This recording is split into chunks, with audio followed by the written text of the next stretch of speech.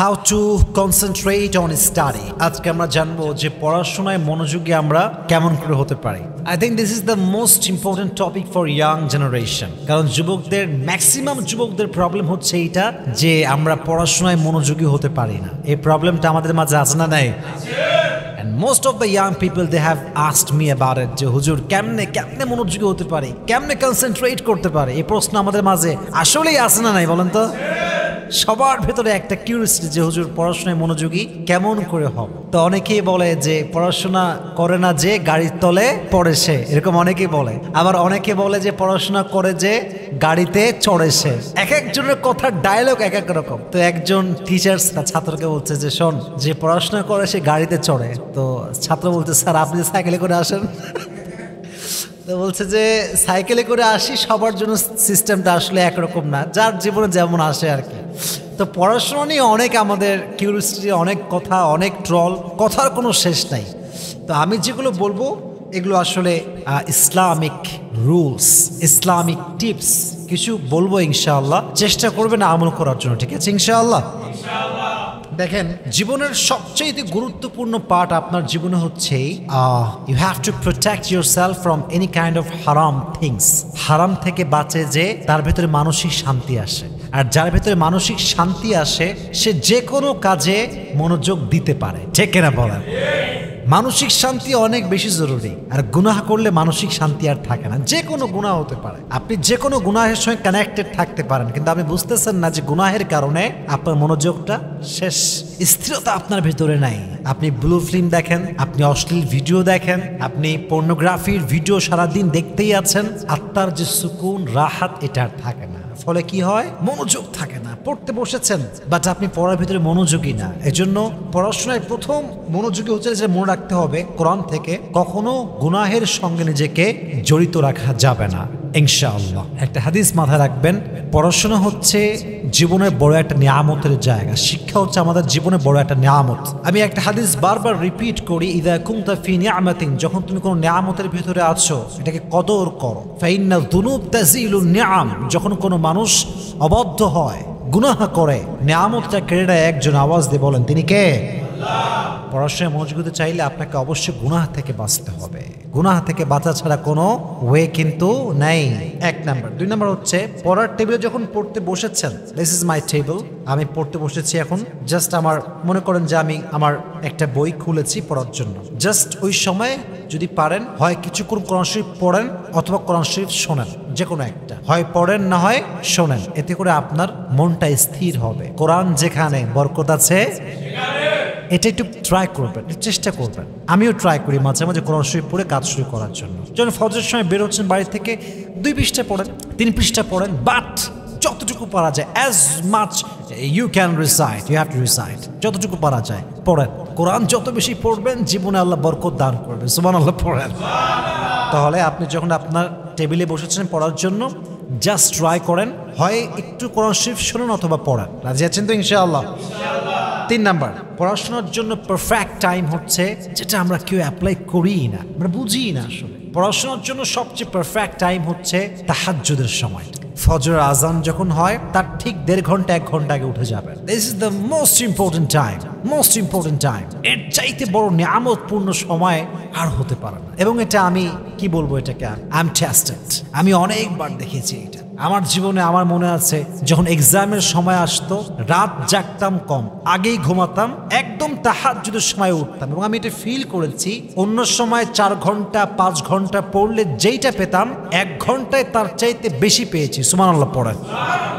নিয়ামত আছে, বরকত আছে। এই সময়টা এমন সময়, এই সময় যেই বান্দা কাজ করে আল্লাহ তাকে তার রহমতের চাদর দ্বারা ঘিরে ফেলে এবং তাকে সুনিশ্চিত সফলতা অর্জন করার সুযোগ দান করে। সুবহানাল্লাহ।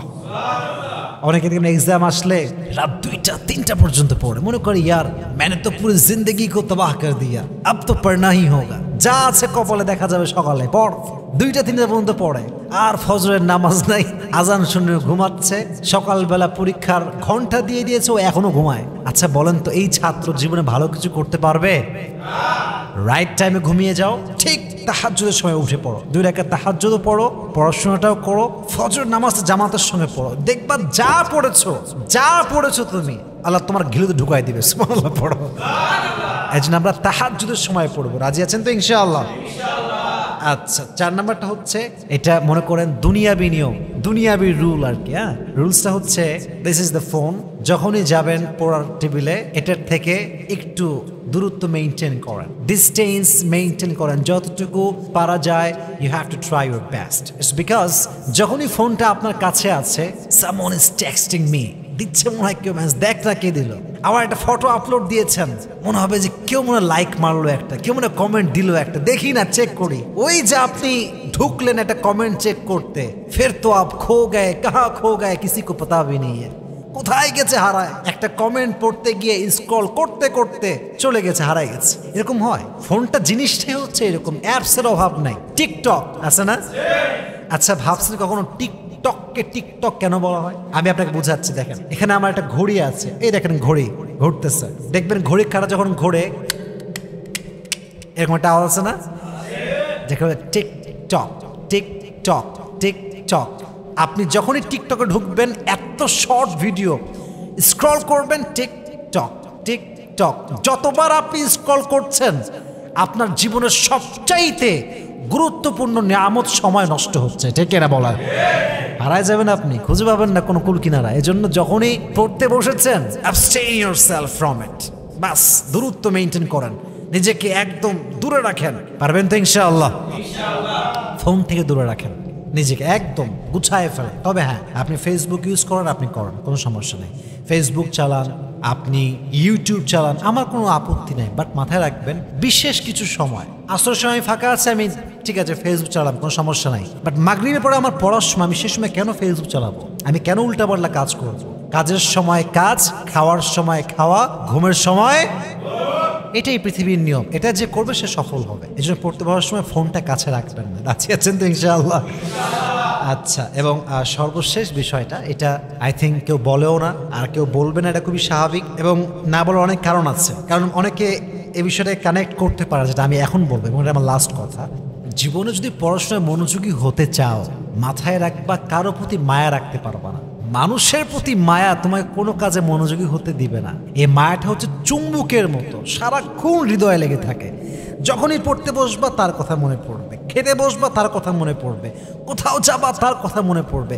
কনসেন্ট্রেট তুমি করতে পারবা না। এজন্য যদি তুমি মনোযোগী হতে চাও, তোমার ক্যারিয়ারে ভালো কিছু করতে চাও, কারো প্রতি মায়া রাখা যাবে না। মাথায় রাখবা, আজ তুমি যার প্রতি মায়া করে তোমার জীবনকে নষ্ট করবা, স্টাডিকে নষ্ট করবা, গ্রাজুয়েশন কমপ্লিট করবা না, মাথায় রাখবা সেই মেয়ে আর এক পুরুষের সংসার করে খাবে, তোমার দিকে চোখ তুলেও তাকাবে না। ঠিক না বলেন? কারোর জন্য ক্যারিয়ারকে নষ্ট করা যাবে না। পড়াশোনায় মনোযোগ, এটা বড় গুরুত্বপূর্ণ বিষয়। And I have never ever share this before. This is my first time যে আমি এটাকে এই ইস্যুতে শেয়ার করছি, কারণ আমি বুঝেছি এটা। Lot of young people I have seen in my life, যে তারা মায়ায় আসক্ত, পড়াশোনায় মন নাই, খালি ওই মাইয়ারে নিয়ে ভাবে, ওই মাইয়া খালি সাওয়ালে নিয়েই ভাবে, ওর জীবনটাই যায় এটার উপরে।